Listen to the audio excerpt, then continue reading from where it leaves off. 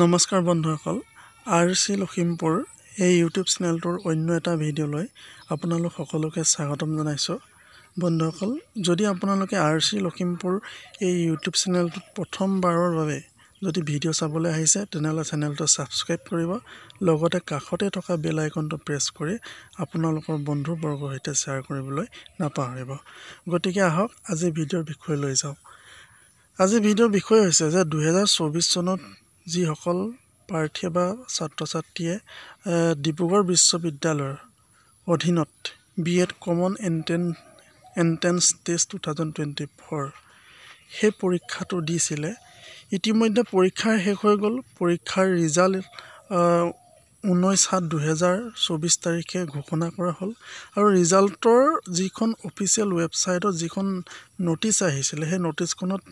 লিখা আছে যে যিসকল প্ৰাৰ্থীয়ে বা কেণ্ডিডেটে কি কৰিলে 24% পাইছে বিএড কমন এন্ট্ৰেন্স টেষ্টত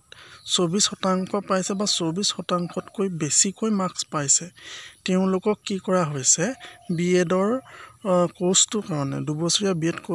কোৰ্সটোৰ কাৰণে কি কৰা হৈছে ইলিজিবল বুলি ঘোষণা কৰা হৈছে গতিকে 24% পোৱা ছাত্ৰ-ছাত্ৰীসকলে বা প্ৰাৰ্থীসকলেহে কি কৰিব পাৰিব ডিব্ৰুগড় বিশ্ববিদ্যালয়ৰ অধীনত অসমত যিমান কেইখন কলেজ আছে বা বিএড কলেজ আছে সেই বিএড কলেজত এডমিশন ল'ব পাৰিব এতিয়া আমি 18/7/2024 তাৰিখে বিএডৰ সম্পৰ্কত বিএডৰ নামভৰ্তিৰ সম্পৰ্কত ডিব্ৰুগড় বিশ্ববিদ্যালয়ৰ পৰা এখন নোটিছ আহিছিলে সেই নোটিছখনৰ সম্পৰ্কত যি মেইন পইণ্ট আছে সেই মেইন পইণ্টখিনি আলোচনা কৰিবলৈ আপোনালোকৰ বাবে আগবঢ়াইছোঁ সেই ভিডিঅ'ৰ মেইন পইণ্টখিনি আপোনালোকৰ সুবিধাৰ কাৰণে মই এতিয়া পাঠ কৰি দিম আৰু আপোনালোকে নিজে নিজে চাই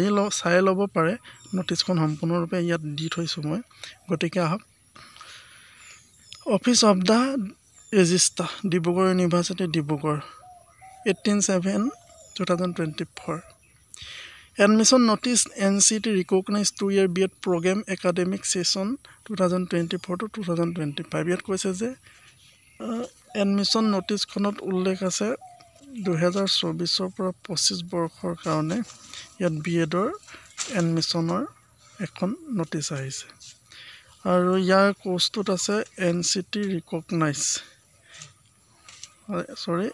NCTE national council of teacher এডুকেশ্যনৰ অধীনত কি কৰা হৈছে এখন নোটিছ আহিছে এই বিএড প্ৰগ্ৰামটোৰ কাৰণে online application are invited from eligible candidate for admission to the NCT recognized 2-year BEd program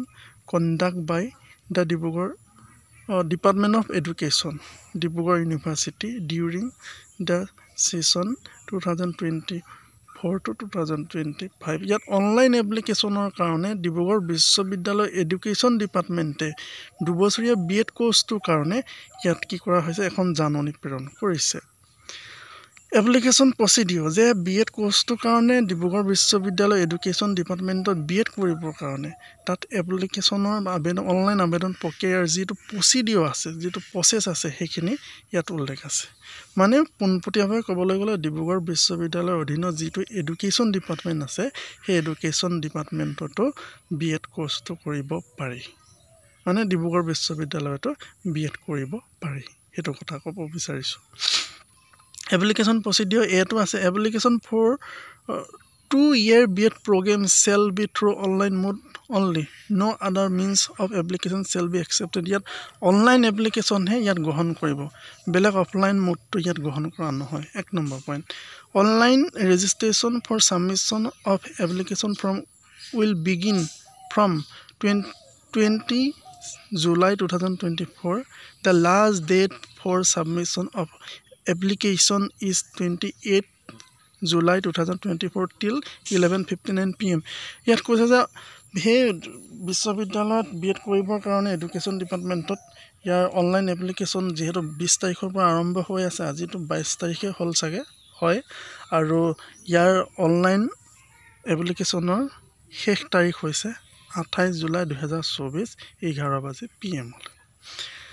3 number আছে for submission of online application form intending candidate are advised to follow the following instruction ইয়াত online এপ্লিকেশ্যনৰ কাৰণে কি কৰিব লাগিব কেনেকৈ online কৰিব লাগিব ক'ত গৈ অনলাইন কৰিব লাগিব তাৰ কিছুমান ইনষ্ট্ৰাকশ্যন ইয়াত ৱেবছাইটত উল্লেখ কৰিছে for online application please log in to admission portal Dibrugarh ইউনিভাৰ্চিটিৰ যিটো অফিচিয়েল ৱেবছাইট আছে তাত গৈ বিএডৰ কাৰণে বিএড কোৰ্চটোৰ কাৰণে অনলাইন কৰিব পাৰিব ইয়াত দি থকা যোনটো 3 নম্বৰ পইণ্টৰ এ অপশ্যনটোত গৈ যোনকেইটা লিংক আছে সেই লিংককেইটাত গৈ বিএডৰ কাৰণে অনলাইন এপ্লিকেশ্যন কৰিব পাৰিব The candidate need to register on the portal by clicking the register button and providing her name, mobile number and password. প্ৰথম কথা অনলাইন কৰিবলৈ যাওঁতে কি লাগিব এটা ৰেজিষ্টাৰ বুটামত যাব লাগিব সেই লিংকটোত গৈ তাৰপিছত এটা আপোনালোকৰ মোবাইল নাম্বাৰ লাগিব নিজৰ নামত কি লাগিব providing his name, mobile number লাগিব আৰু এটা পাছৱৰ্ড লাগিব The mobile number will be verified through এটা OTP আহিব আৰু OTP পাছতে কি কৰিব পাৰিব লগইন কৰিব পাৰিব হেতু কথা কৈছে After successful registration the candidate needs to log in using her mobile number and password যেতিয়া লগইন হৈ যাব কি কলে সাকসেসফুল যেতিয়া তাৰ ৰেজিষ্ট্ৰেচন হৈ যাব তাৰ পিছত কি কৰিব লাগিব তেওঁলোকৰ মোবাইল নাম্বাৰ আৰু পাছৱৰ্ডটো মনত ৰাখিব লাগিব হেতু দৰকাৰ হ'ব বুলি কৈছে After login, the candidate needs to click on the apply button corresponding to the link BEd program which will lead to an application form. The candidate needs to fill up the application form step by step. যেতিয়া login হ'ব login হোৱাৰ পিছত apply button এটা আছে আপোনালোকে এই link দুটাত এ number অপচনত কোৱা লিংক দুটাত গলে সেইখিনি পাই গৈ থাকিব After completion of the filling up application form, candidate needs to click the button submit and review. প্ৰথম ফৰ্মখন fill up কৰাৰ পিছত submit কৰাৰ আগত review কৰিব লাগিব and preview the filled up form will be displayed. Candidate are advised carefully. Check the information and if anything need to be corrected at this page. They can go back and edit ক'বাত যদি ভুল হয় তেতিয়া কি কৰিব পাৰিব fill up ফৰ্মখন review কৰিব পাৰিব ক'বাত যদি ভুল হয় এডিট অপচনত গৈ পুনৰ শুধৰাব পাৰিব তাৰপৰা ইয়াত আছে এপ নম্বৰ অপচনটোত আছে after ensuring that all the information displayed on the preview is correct the candidate needs to click pay now and submit the application and then pay the application fees 950 only through online mode debit card internet banking etc ইয়াত কি কৰা হৈছে আপোনালোকৰ online এপ্লিকেশনখন submit কৰাৰ পিছত কি কৰিব লাগিব 950 টকা বিএডৰ কাৰণে অনলাইন কৰাৰ বাবদ এটা মাসুল দিব লাগিব জি নম্বৰ অপচনটোত আছে There will be button to download your application form for future reference payment কৰাৰ পাছত এখন কি ওলাব এপ্লিকেশন ফৰ্মখন ডাউনলোড কৰাৰ পিছত ফিউচাৰ ৰেফাৰেন্সৰ কাৰণে সেই এপ্লিকেশন ফৰ্মখন ডাউনলোড কৰি ৰাখিব লাগিব এই আই নম্বৰটোত আছে The submission of online application form shall be automatically closed after the last date আপোনালোকে সাবমিশন কৰা ফৰ্মখন অটোমেটিক্যালি বন্ধ হৈ যাব কেতিয়া যেতিয়া লাষ্ট ডেট হ'ব 4 নম্বৰ পইণ্টত আছে there shall be no alternative procedure of application for apply to the 2-year BEd program and university not receive any application except from the submit as procedure mentioned to above ইয়াত বেলেগ option নাই অনলাইনৰ জৰিয়তে ইয়াৰ বিএডৰ এডমিশনৰ প্ৰচিডিউৰটো হ'ব কোনো বিকল্প নাই বুলি কৈছে বেলেগ যদি অফলাইনতো কৰে হেতু একচেপ্ট নকৰে ইউনিভাৰ্সিটি 5 নম্বৰ আছে candidate seeking admission under the non-statutory reservation quota the category shown and data ইয়াত যিসকলে ইউনিভাৰ্চিটিত এমপ্লয়মেণ্ট কৰে বা ৰিটায়াৰ্ড এমপ্লয়মেণ্ট কোনোবা আছে তেওঁলোকৰ কাৰণে হয়তো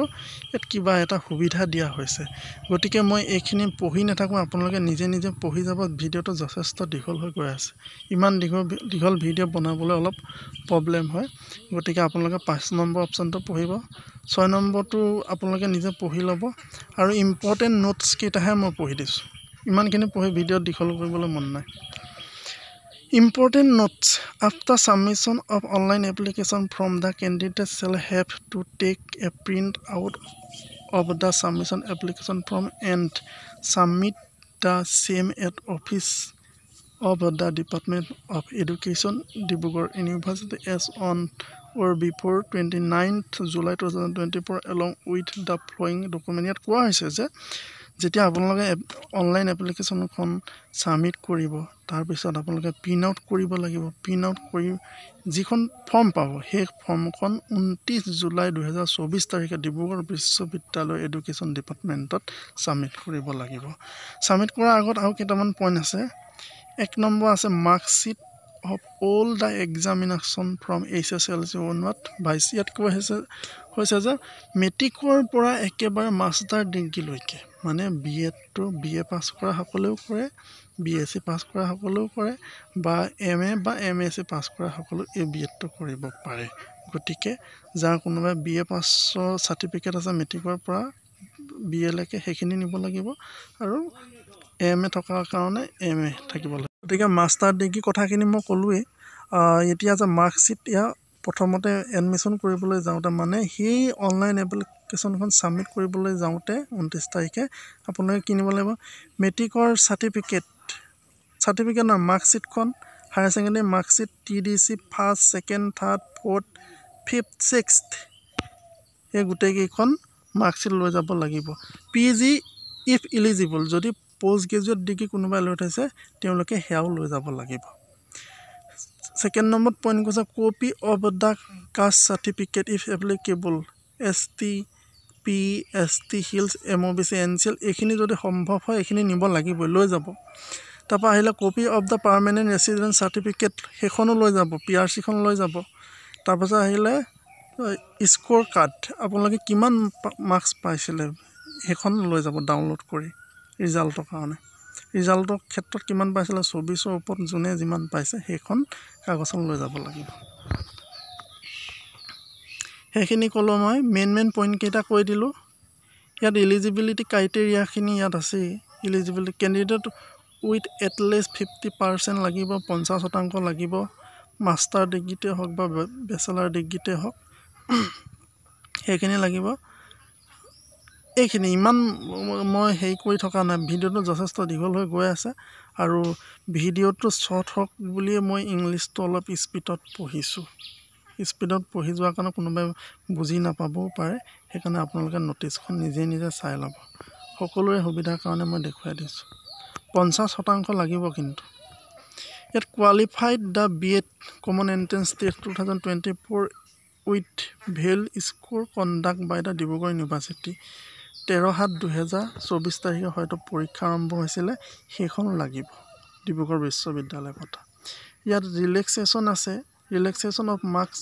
5% আছে qualifying examination may be granted the following candidate ইয়াত কি দিছে এছটি অ'বিচি কাৰণে আছে 5% teacher candidate with minimum 5 year teaching experience থকা সকলৰ কাৰণেও আছে এইখিনি আপোনালোকে পঢ়ি ল'ব মই সম্পূৰ্ণ পঢ়ি ভিডিঅ'টো দীঘল কৰি নাথাকোঁ বুজি নাপালে মোক ক'ব আৰু 2 নম্বৰ অপশ্যনটোত আছে ইম্পৰ্টেণ্ট ডেটছ ইয়াত আছে online application process shall be begin কেতিয়াৰ পৰা 20 তাৰিখৰ পৰা আৰম্ভ হৈ আছে আৰু লাষ্ট ডেট আছে receiving the online filled application form 28 তাৰিখ এয়া আৰু ডিব্ৰুগড় বিশ্ববিদ্যালয়ৰ এডুকেশ্যন ডিপাৰ্টমেণ্টত বিএড কোৰ্চটো আছে তাত কৰিবৰ কাৰণে আপোনালোকৰ এইখিনি প্ৰচিডিঅ'ৰ কৈ থোৱা হৈছে আৰু তাৰ সমান্তৰালভাৱে আৰু এখন ঢকুৱাখানা বিএড কলেজৰ মই এখন ন'টিছ আপোনালোকলৈ আগবঢ়াইছোঁ office of the principal college of the teacher education Dhakuakhana Assam 7877055 recognized by NCTE under Dibrugarh university Dhakuakhana BEd কলেজখনৰ ডিব্ৰুগড় বিশ্ববিদ্যালয়ৰ অধীনত NCT under recognized এখন বিএড কলেজ গতিকে এডমিশন নোটিছ আহিলে application is prescribed from are invited from the eligible candidate for admission to the BEd program for the academic year 2024 to 2025 time schedules desired date of availability of admission from 22 তাৰিখৰ পৰা আৰম্ভ হৈছে আৰু 27 তাৰিখলৈকে থাকিব ইয়াত last date of submission fill a admission from 27 তাৰিখে last date বুলি কৈছে আৰু declaration first merit list ওলাব 27 তাৰিখ PM ত আৰু date of admission for first merit list দুখন লিষ্ট ওলাব merit list প্ৰথমখন ওলাব 29 তাৰিখে আৰু দ্বিতীয়খন ওলাব 30 তাৰিখে নহয় প্ৰথমখনে 29 দিছে আৰু ডিক্লেৰেচন সেকেন্ড মেৰিট লিষ্ট ওলাব 31 তাৰিখে date of admission for second merit list